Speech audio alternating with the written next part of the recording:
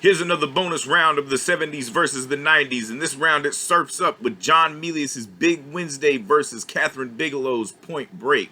And like this one, it was another hard one because, you know, both of these movies are good in their own right. And both of the movies at their heart are kind of a love song to surfing. Now, Big Wednesday, not only just one of the best movies ever made, but hands down probably the best movie ever made about surfing. You know, John Milius, one of the greatest writers and directors of all time, especially one of the greatest writers, and he co-writes the script with this one as well. But the acting too, because it centers around three friends played by Jan Michael Vincent, Gary Busey, and William Catt, and it follows them from 1962 to 1974. And it not only shows these characters maturing as they get older, but also having to grapple with a constantly changing world that they don't even recognize anymore. You know, from their youth in the early 60s to, you know, getting older in the late 60s, you know, and then going through Vietnam and, you know, the possible draft with that.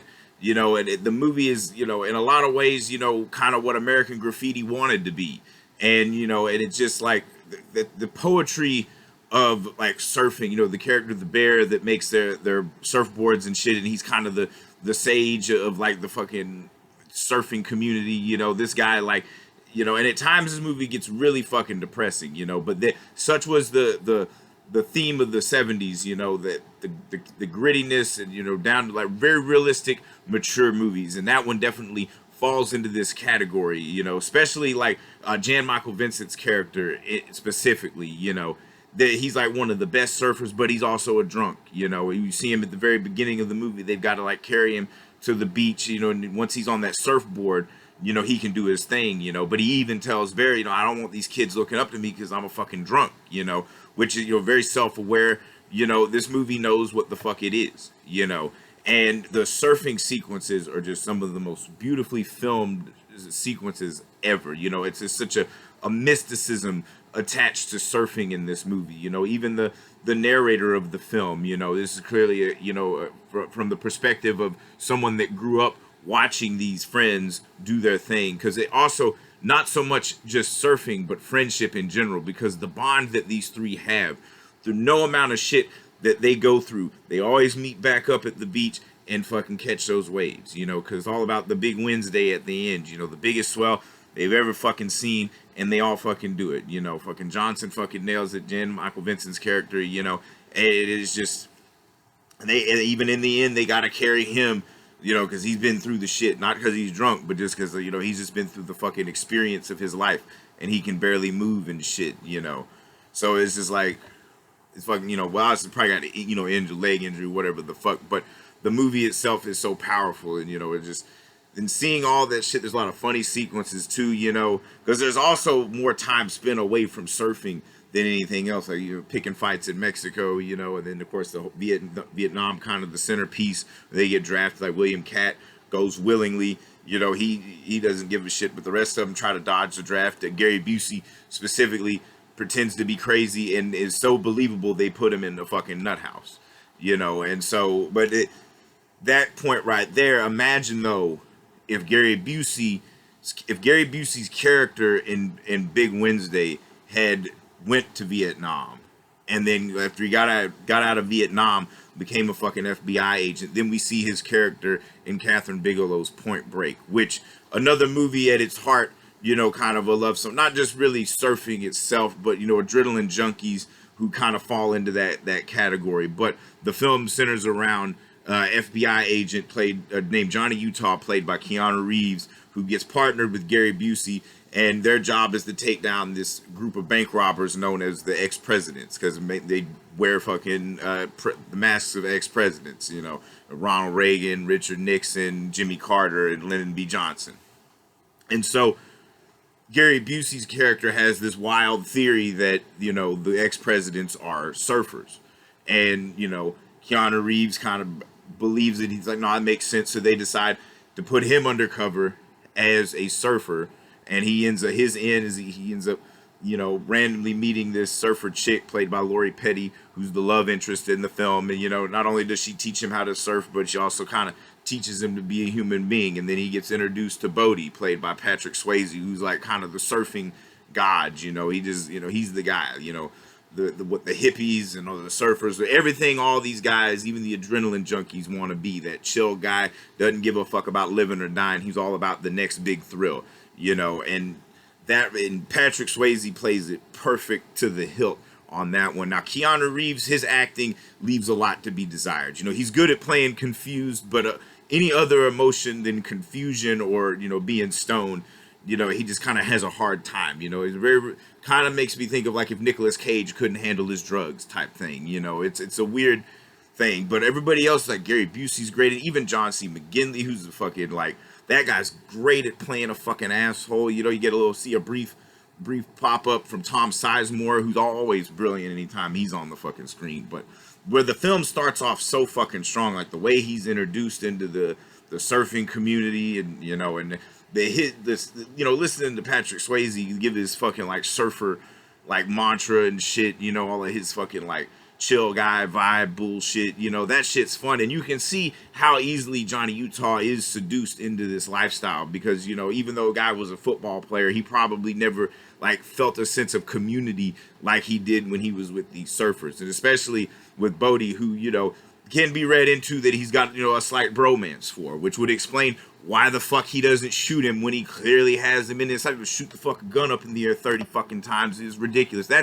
That fucking point for me is where the movie falls flat, because it's just more, it's bitch shit, you know, because you could have shot him and then, you know, took that guy away, because before then, you know, the girl wasn't in trouble, but then by doing that, he creates a whole landslide of fucking bullshit, you know. It's just, that was the moment that kind of killed the movie for me, because there was a different way they could have put it. And that's not Kathryn Bigelow's fault, you know, it's just lazy fucking writing on the part of fucking, or who the guys that wrote it, you know, because it's like, there's ways of like showing that depth, you know, because even the fucking end, you know, after he put all this fucking shit, you know, and the dude gets away, he sees that 50-year storm bullshit, you know, very much reminiscent, like, you know, Big Wednesday ends on the biggest swell of all time, you know, and they get in their little foreplay fucking, you know, rolling around, fighting each other.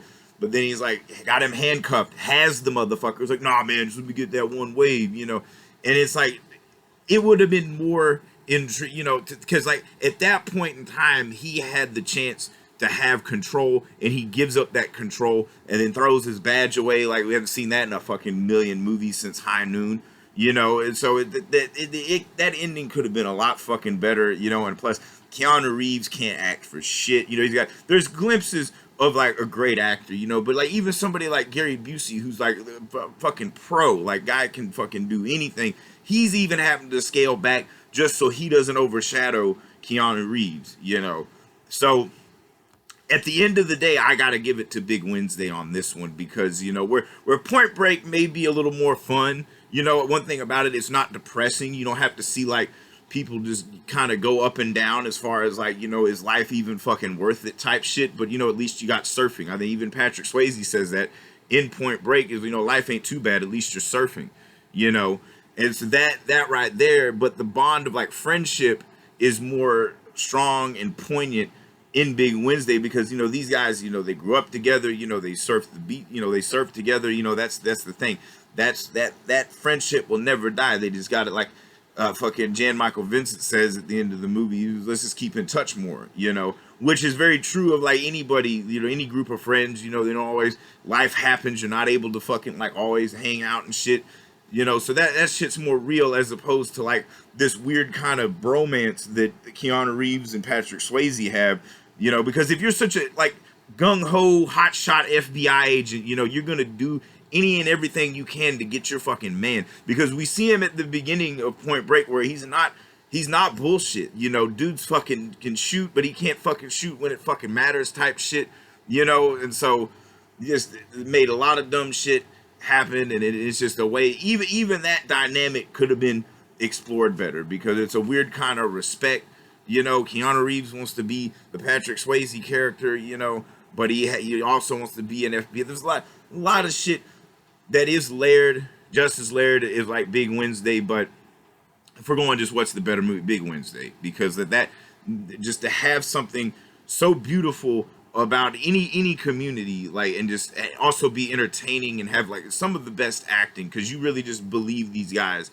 as this part. And, you know, of course, Gary Busey, one of the greatest actors of all time, and you know, you get to see, you know, him really just fucking not be as crazy, you know, it still be crazy enough, you know, because he still even pretends to be crazy. So this one goes to Big Wednesday. If anybody's keeping score, that's 16-12. 70s are up by 4. You know, the 70s has been smoking at these last 2 rounds. And so we'll see. The main event next week is going to be Westworld versus Jurassic Park. So who knows, 90s could come back on that one. And, you know, there'll be bonus rounds to come, you know, through the week, or maybe just week. Who knows? It's going to pop up because, like I said, I got a lot of these. I can't wait 10 years for the fucking results. I got to know now. So, like, if you have any recommendations, feel free to tell me about them. I probably, if I'm going to do them, I'll bump them up, you know, just to please the fans. You know, constant content. That's what everybody wants. You know, so we'll work into that. We'll see how that goes. And also, if I've said anything you don't like or you disagree with, or just anything wrong, you know, eviscerate me in the comments, fact check me. I don't give a shit. I'm just one guy doing this, having fun. This is a morbid curiosity I have that's not going to amount to a hill of beans, but it's going to give me peace of mind. So 16-12, like I said, 70s is the greatest decade of all time, for especially for filmmaking, you know, not just in America, but everywhere. And, you know, it seems like just when I think I'm being proven wrong, I'm proved right again. So take that, motherfuckers.